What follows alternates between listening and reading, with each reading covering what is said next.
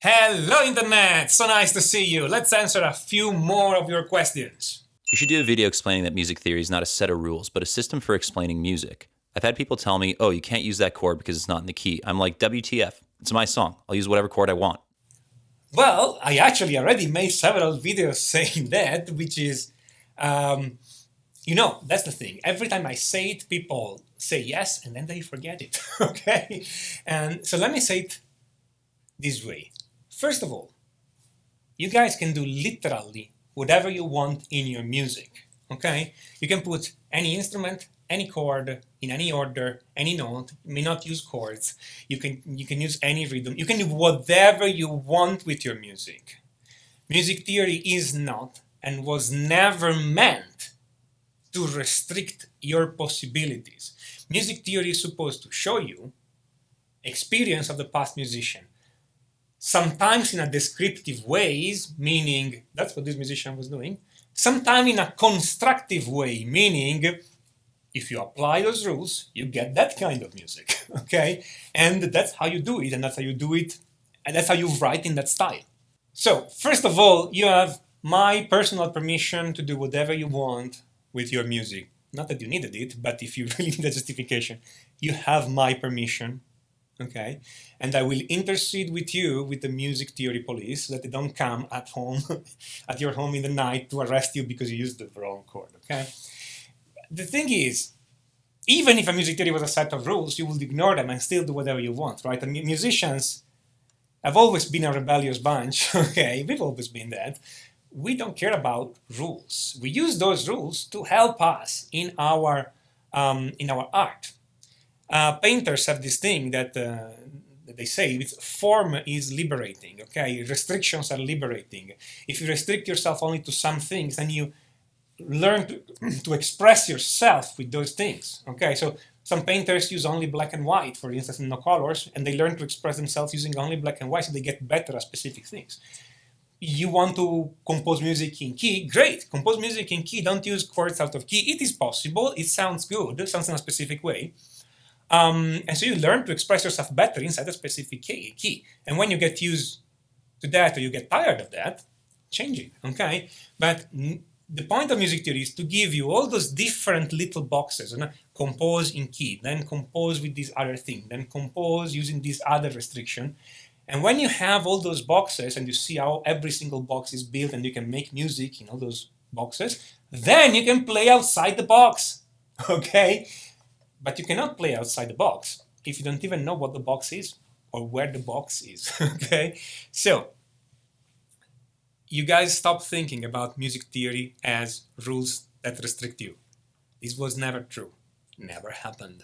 Never been that, okay? Every time you see a book mentioning rules, think of them as that's the rule of this game we are playing right now. It's just a game. It will create a specific music, and then later you can play a different game still with music and make different music, okay? Those are just exercises. They're just games, okay? Think of rules as rules of the game, not rules of the law, okay? And then you'll be fine. I feel with the accent, he's schooling me on types of pasta. And the reality is that you probably need it. But I do this on my other channel, Pasta Theory for Guitar. A beautiful chord found as the first degree in minor, harmonic, or melodic. In classical music, the Diabolus in Musica, number 4, was forbidden and gave too much tension, so you can see how times have changed. Well, first of all, if the Catholic Church or anybody else banned the tritone, I can tell you that no musician cared, okay? Because practically all musicians use the tritone as much as they can. But the thing is, it never happened, okay? It never happened that the Catholic Church banned the tritone. I mean, come on. I mean, it's an interval, okay? The idea of the phrase Diabolus in Musica appears in a counterpoint manual, the Johann Fuchs Gradus ad Parnassus manual of counterpoint, and it refers to a specific situation. And the idea that it's Diabolus in Musica simply means that it does not sound good, okay? It's a metaphor. It's a metaphor, okay? It was never took literally. And this manual was written at the beginning of the 1700s or the end of 1600s, I don't remember the exact date. I can tell you at this point, and even if the Catholic Church said that this was banned, nobody would have really listened to that anyway, and the Catholic Church was actually way more liberal already on these, at least on music, okay? They would never have done that. So it's not true. The tritone has been used forever, even in medieval music. It's a metaphor, okay? You guys stop taking this Diabolus in Musica literally. It's a metaphor. It just means that it's hard to sing, okay? Suppose that right now I'm telling you that if you write a tritone in a choir, it's hard as hell to sing, and then 300 years from now they say that your religion was forbidding it. That would be exactly what's happening here. It's a metaphor. Hard as hell doesn't mean actually forbidden by religion, okay? That's what it is. I agree that a note is not a pitch, but a pitch as a physical frequency is also wrong. Pitch technically refers to the perception of a sound with various physical parameters.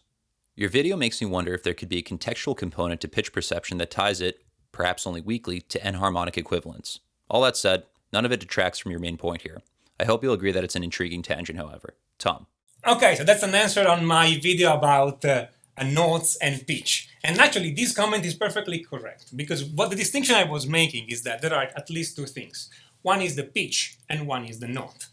What I was saying in that video is that pitch is the physical frequency of the note, and the note, it's what your brain perceives, musically speaking, okay, which are related, of course, but not exactly the same, because your brain is interpreting those frequencies, and so this note can have more than one meaning, and so be perceived as different. The same pitch can be perceived as a different note, depending on the context.